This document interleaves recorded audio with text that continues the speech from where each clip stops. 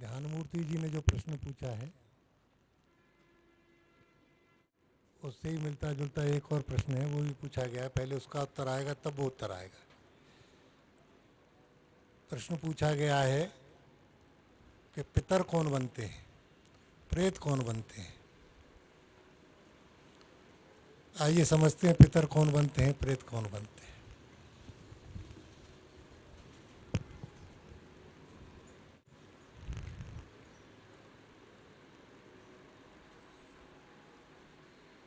ये संसार ब्रह्म का सगुण रूप है।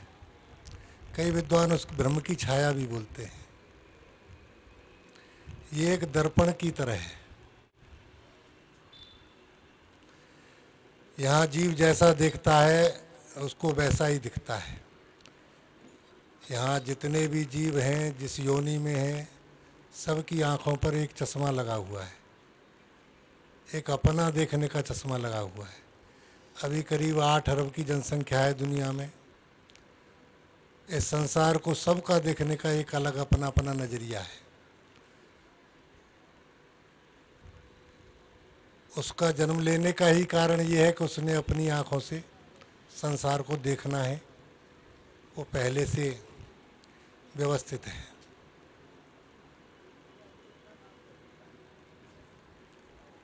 संसार एक ऐसा दर्पण है, जैसा हम देखते हैं, जैसा हम सोचते हैं, वैसी ही प्रतिक्रिया हमारे पास आ जाती है। एक आदमी था, पुराना ज़माना था, जंगल में जा रहा था। संयोगवश उसे एक दर्पण मिल गया। दर्पण उसने देखा, उठाया, साफ किया, उसमें उसे अपनी शक्ल दिखाई देने लगी। अब वो जानता भी नहीं था कि ये दर्पण शक्ल दिखाने का काम करता है। उसने सोचा मेरे पिताजी भी सुनते हैं कि मेरी जैसी शक्ल के ही थे, हो सकता है ये मेरे कहीं पिताजी ही न हो, ये मुझे मेरे पिताजी ही न मिल गए हों। तो उनको वो उठा लाया और उसने कहा अगर अपनी पत्नी को दिखाऊंगा तो पत्नी और ससुर की तो बनती ही नहीं थी, तो इसको तोड़ फोड़ देगी। तो उसने बक्से में रख दिया। बक्से में सुबह शाम देखता, बड़े प्रसन्न होता, मेरे पिताजी की तस्वीर है, खुश होता, उसे बहुत आनंद मिलता।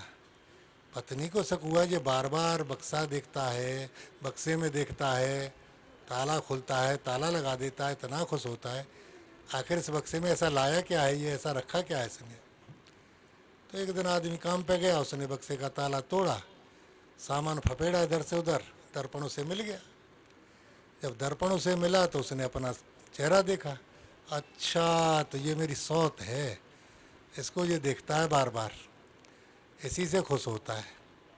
अब तो रोने लगी, चीखने लगी, दौड़ी दौड़ी थोड़ी दूर उसका मायका तक गई अपनी माँ के पास। माँ से कहा देख, तुम्हारा जमाई इसको इसको प्यार करता है, इसको दर्पण इसको देख देख के खुश होता है, इसको बक्से में बंद करके रखता है। तो उसने कहा देखा किसको? तो उसने देखा। बोले अच्छा, इतना बेवकूफ़ है, इस बुढ़िया को पड़ा, उसको अपनी शक्ल दिखा रही थी, तो उसे बुढ़िया को प्यार करता है। अरे तू काय को परेशान हो रही है, ये बुढ़िया जल्दी मर जाएगी, तेरा पीछा छूट जाएगा। अब दर्पण एक ही है, देखने का सबका अपना नज़रिया अलग अलग है। यही संसार की हालत है, यहाँ संसार में सबका अपना अपना नज़रिया है। एक आदमी ने बहुत तपस्या की, हिमालय पे तपस्या की, भोले बाबा प्रकट हो गए, उसे एक ताबीज़ मिला। भोले बाबा ने ताबीज़ दिया, उसने मांगा क्या? बोले क्या चाहता है? बोले मैं जो चाहूँ वो मिल जाए। बोले ये ताबीज़ ले जा, 3 बार एक आदमी पे काम करेगा, उसके बाद नहीं काम करेगा। बोले ठीक है, ले आया। अब वो आया तो उसने अपने ऊपर 3 बार प्रयोग किया तो उसका तो सुपड़ा साफ उड़ गया। उसके बाद वो उसको कहीं भी ले जाता, गाड़ देता, फेंक देता, लेकिन वो ताबीज़ उसके पास ही आ जाता। अब वो जहाँ भी जाता तो बात चलती, कहाँ तुम हिमालय पे गए थे, क्या हुआ क्या नहीं हुआ, तो बताता उसे मुझे ताबीज़ मिला है भैया, ये बड़ा परेशान करने वाला। पर आदमी कहता तू मूर्ख है, जब वो 3 वरदान देगा ही तो हम अच्छा अच्छा मांगेंगे। तो हर आदमी मांगता, लेकिन उसी में उसका स्वाह हो जाता है। यही संसार की रीति है। अब वो घूमता घूमता एक मित्र के यहाँ पहुँच गया। मित्र ने कहा बहुत दिनों बाद आए हो। बोले हाँ ऐसी एक आफत में फंस गया हूँ। बहुत सालों तो भोले बाबा की तपस्या की, उन्होंने तावीज़ दिया, वो तावीज़ इतना दुखी करता है, मैं मेरा पीछा भी नहीं छोड़ता, और अगर किसी का काम करते हैं तो उसका वो हो जाता है, गड़बड़ हो जाती है। तो आदमी बोला अच्छा मित्र, ऐसी आफत है तो उसको ऐसा ही शांति रहने दे, लेकिन ले जनानी तो जनानी होती है। उसकी बीवी भी सुन रही थी वहाँ। उसने कहा भाई साहब सुनो सुनो सुनो, वो हम 3 वरदान हम मांगेंगे। बोले भाभी जी सबने मांग के देख ली, मैं बर्बाद हो गया हूँ, जिसने ही मांगे वही बर्बाद हुआ है, तुम क्यों आफत में पड़ती हो? कि नहीं भाई साहब हम मांगेंगे। उसने कहा भाभी जी मान जाओ, तुम मान जाओ, मेरी बात तो मानो। और उसके आदमी ने कहा जाके तुम सो जाओ। वो सो गया। फिर उस पत्नी ने अपने आदमी को समझाया, तुम समझते नहीं हो, इतना बढ़िया मौका मिला है, ताबीज हमारे पास है, मांगा होगा लोगों ने गलत, हम सही मांगेंगे, सही ढंग से करेंगे। सोते को जगह उसको, भाई साहब ताबीज दे दो। बोले ठीक है ले जाओ, तुम्हारी मर्जी, बाद में पछताना, तुम मुझसे नहीं कहना कुछ। वो ताबीज को लेके आ गए। उन्होंने कहा बैठ जाना, इससे मनोकामना पूरी करना, ये 10-5 मिनट में आवाज़ करेगा, खटक सी आवाज़ होगी तो समझना तुम्हारी इच्छा पूरी हो गई। लाए, थोड़ा गंगा जल छिड़का, शुद्ध किया जगह को, ताबीज को रखा, बैठ गए। बैठ गए, उन्होंने कहा भाई हमें 50 लाख की प्राप्ति करवा दे ताबीज। 5-7-10 मिनट बैठे थे, ताबीज में से आवाज़ हुई खनक, उनकी मनोकामना पूरी हो गई। उसी समय दरवाज़ा खटखटा। दरवाज़ा खटखटा तो दरवाजे पर खबर आई कि उनका फौज में जो बेटा था वो मर गया, सरकार का जी 50 लाख रुपए का चेक है, ये आप पकड़ो। अब तो वो काँप गए, बड़ी ज़ोर से काँप गए। तो जिसका ताबीज़ था उसको जगा के लेके आए। बोले भाई साहब कुछ जल्दी करो, अभी तो बेटा की खबर आई है, अभी उसका दाह संस्कार नहीं हुआ होगा, उसे उसे बुलाओ, तुम उसके प्राण डालो। वो भी दौड़ा आया, तो पसीने छूट रहे सबके। बैठ गए। तो उन्होंने कहा कि हमारे बेटे को बुला दो यहाँ। 10 मिनट में फिर ताबीज खटका, दरवाज़ा खटखटा। माँ को तो पता ही होता है बेटा का दरवाज़ा कैसे खटखटाता है, हर माँ को पता होता है, हर के खटखटाने की आदत अलग होती है। तो समझ गए मेरा बेटा आ गया। बूटों की आवाज़ थी, गई दरवाजे पर। बोले बेटा बेटा, सत्यवान सत्यवान। तो कोई बोले नहीं। बोले बोल तो सही बेटा। थोड़ा दरवाज़ा जंगला खोला, देखा बूटों की आवाज़ आ रही है इधर से उधर, इधर से उधर। उनका बेट बोल तो सही बेटा, मैं तुम्हारी माँ हूँ। बोले हाँ बेटा मैं, बोला हाँ माँ मैं भी तुम्हारा बेटा हूँ, मैं आ तो गया, तुमने बुलाया आ गया मैं। बोले तेरे शरीर का हुआ क्या हुआ? बोले मेरा शरीर तो दुश्मनों ने क्षत व्यक्त कर दिया था और वो सब फेंक दिया था उधर, मेरा शरीर अब नहीं जुड़ सकता। दरवाज़ा खोलो, माने दरवाज़ा नहीं खोला। अब तो वो तीनों मंत्रणा करने लग गए, अब करें क्या, एक ही वरदान बचा है। तीनों मंत्रणा करने लगे, पसीने चोहरे शरीरों से, घबरा रहे, बिलबिला रहे। वो आदमी कह रहा मैंने तो आपसे पहले ही कहा था ये ताबीज़ बहुत आराम खोर है, ये नहीं कुछ मांगो, नहीं कुछ मांगो। तो आखिर तीनों ने फैसला किया कि एक काम करते हैं, घर में और भाई हैं, जवान बेटियां हैं, ये प्रेत न जाने क्या करेगा, किस किस को सताएगा, गांव में किसको सताएगा। तो उन्होंने कहा कि वो तीसरा ताबीज़ के पास गए। बोले इसको कहीं दूर भेज दो, इस प्रेत को, जहाँ से ये लौट के ना पाए। उन्होंने मांगा, 10 मिनट में खटखट हुई, वो चला गया। ठीक संसार का यही हालत है। यही हम जितनी जितनी मांग बढ़ाते जाते हैं, जितनी जितनी मांग बढ़ाते जाते हैं, उसके विपरीत कुछ ऐसा हो जाता है कि वो मांग पूरी होगी कि नहीं होगी। पर उसके, जैसे भी ध्यानमूर्ति जी ने कहा कि जो आश्रम बना लेते हैं भजन नहीं करते, जो भजन करने आते हैं वो कहते हैं हमारा आश्रम चाहिए। अब आश्रम चाहिए तो वो तो बैठे गंगा जी किनारे जाप कर रहे हैं, आश्रम आश्रम आश्रम। अब जिसको आश्रम मिल गया वो जाप कर रहे हैं, चेला चेला चेला। अब और चेला बढ़ाने के चक्कर में तो भगवान छूट गया बीच में से, न उधर के रहे न उधर के रहे। तो संसार में जितनी जितनी मांगे बढ़ती जाती हैं, जितनी जितनी मांगे बढ़ती जाती हैं, जो है उस पर संतोष नहीं होता। अब पितर बनता कौन है, प्रेत कौन बनता है, समझाऊं? थोड़ा समझ जाओगे। आदमी जब मरता है, तुम सब ने देखा होगा, आदमी की सांसें बड़ी तेज हो जाती हैं, उसके प्राण, मैंने कईयों को मरते देखा, बड़ी मुश्किल से सांस निकलती, इतनी तेज तेज सांस चलती, इतनी तेज तेज सांस चलती है, बहुत तेज तेज सांस। जब वो मर के जाता है तो उन्हीं तेज सांसों से मर के जाता है। अब उसे लेना है जन्म। अब जन्म लेना है तो संसार में एक व्यवस्था की गई है परमात्मा के द्वारा कि यहाँ हमें जीने के लिए 16 सांसें दी गई हैं 1 मिनट में। कुछ स्वस्थ आदमी 16 सांसें लेता है 1 मिनट में। खेल कूद, सेना के जवान और जो जो वो होते हैं एडवांचर लोग, ये 32 सांसें लेते हैं। लेकिन जब जन्म होता है, प्रणय होता है, जब 64 सांसें हो जाती हैं। ये सृष्टि का नियम बनाया गया है। उन 64 सांसों को पकड़ने के लिए यहाँ पति पत्नी को 64 सांसें चाहिए। तो 64 सांसें होती हैं तो उनका उसको वो उसका जन्म आ जाता है। लेकिन माँ भगवान का रूप इसीलिए मानी गई है कि माँ 64 सांस से पैदा हुए जीव को 16 सांस फैलाती है।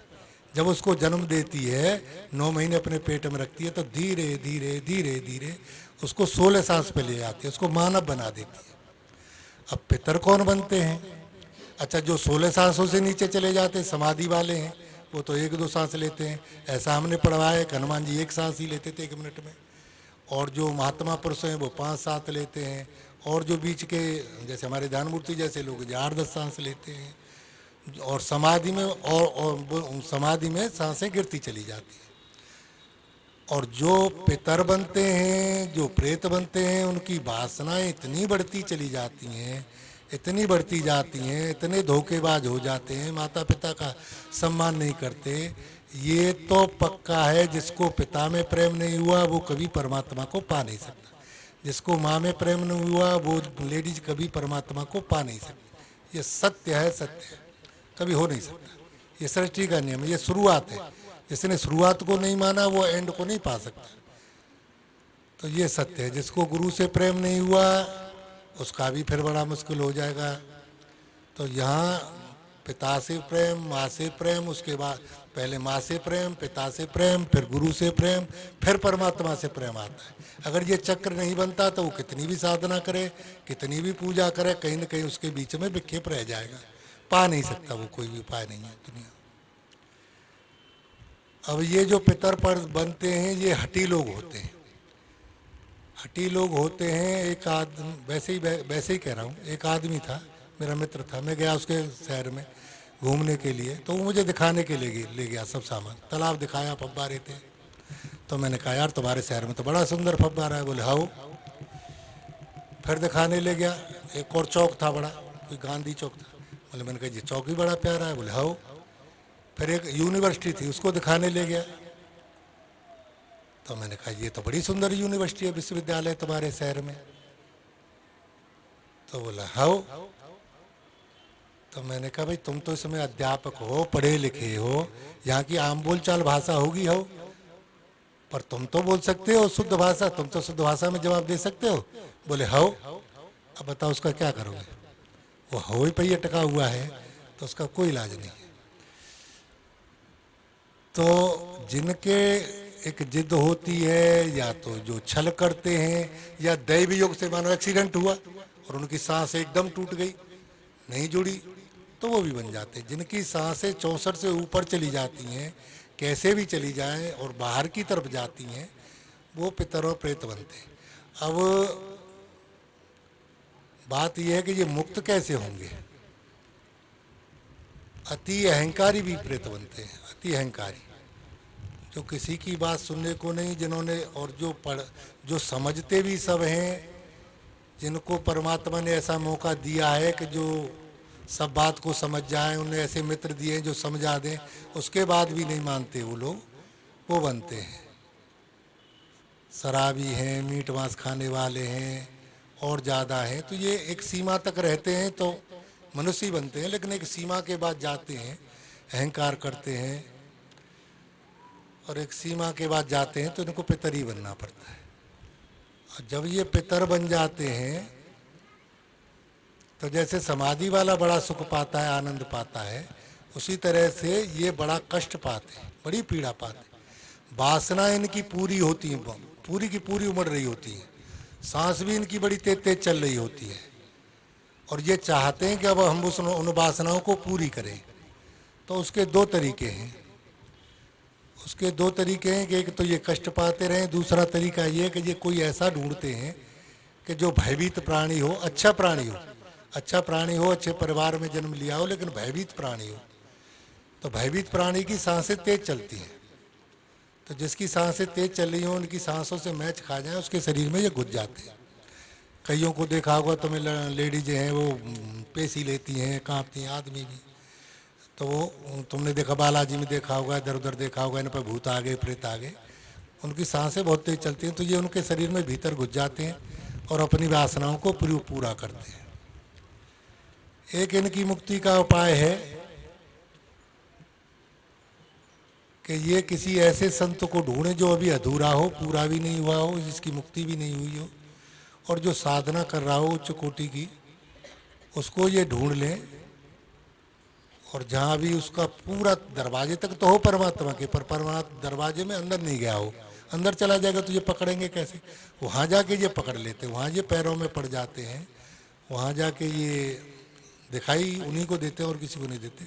वहाँ जाके ये त्राहिमाम त्राहिमाम त्राहिमाम करते हैं, और वो संत इनको शरण लेके अपनी सांस से इनको सांस दे के, अपनी सांस से इनको सांस दे के, इनकी सांसें बैलेंस मिलानी पड़ती, चाहे सांसें ऐसे आए चाहे सांसें ऐसे आए।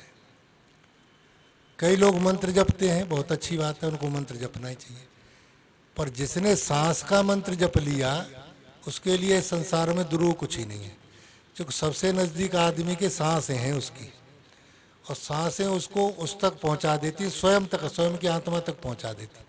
और सब चीज़ यहाँ दूसरा है, दूसरी है, 24 घंटे नहीं रह सकती। तुम श्री कृष्ण का ध्यान भी 24 घंटे नहीं कर सकते, गंगा जी का ध्यान भी 24 घंटे नहीं, पर सांस तुम्हारे पास 24 घंटे उपलब्ध है, उसका ध्यान 24 घंटे किया जा सकता है। और जिस भी महापुरुष ने, जिस भी महापुरुष ही होगा जो सांस पर अपना ध्यान लगाएगा, ध्यान लगाना शुरू कर दिया तो वो धीरे धीरे धीरे, कभी याद आएगी, कभी याद नहीं आएगी, कभी याद आएगी, कभी याद, सोहम से शुरू कर ले, ओम से शुरू कर ले, जैसे भी उसको शुरू हो जाए। और कोई मंत्र हो तो उससे शुरू कर ले, गुरु मंत्र हो उससे शुरू कर ले, उससे सांस ले, उससे छोड़े। तो जैसे जैसे वो सांस पकड़ेगा अपने नज़दीक आता जाएगा, उसका जो दर्पण है वो साफ होता चला जाएगा। यहाँ हमारे पास चश्मे तो लगे हैं सबकी आंख पे, पर चश्मों पे सब पे धूल जमी हुई है, वो साफ नहीं दिखता। और जब हमारा चश्मा साफ हो जाएगा तो प्रकृति तो एकदम दर्पण, प्रकृति का दर्पण एकदम साफ है, तो एकदम साफ है। हमारा दर्पण मैला है, जिस समय हमारा दर्पण मैला साफ होगा उस समय वो दर्पण और हमारा दर्पण एक हो जाएंगे और हम मुक्त हो जाएंगे, फिर कुछ भी नहीं रहेगा। जब तक हमारे दर्पण पे जैसी भी वासना की धूल जमी है, मुझे अभी ये करना है, मुझे अभी तक उसका, ब्रह्मज्ञानी का कुछ भी करने को बाकी नहीं रहता। जिसका कुछ करने को बाकी है वो ब्रह्मज्ञानी नहीं हो सकता कभी भी। ब्रह्मज्ञानी तो केवल एक संसार के भले के लिए निमित्त मात्र करता है, घूमता है, अंतरात्मा से उसका कुछ भी नहीं रहता। तो ऐसे ही धीरे धीरे धीरे धीरे जैसे ही हम सांस पे अपनी पे आते हैं, हमारी वासनाएं घटती जाएंगी, हमारी मांग घटती जाएंगी, हम अपने पास आते जाएंगे, अपने पास आते जाएंगे, अपने पास, सबके पास भी रहेंगे पर सबसे पहले हम अपने पास रहेंगे, तो फिर मुक्त हो सकती है। तुम पितर लोगो सुन लो, अपनी सांस पकड़ो और मुक्ति लो। जय जय गंगा मैया की।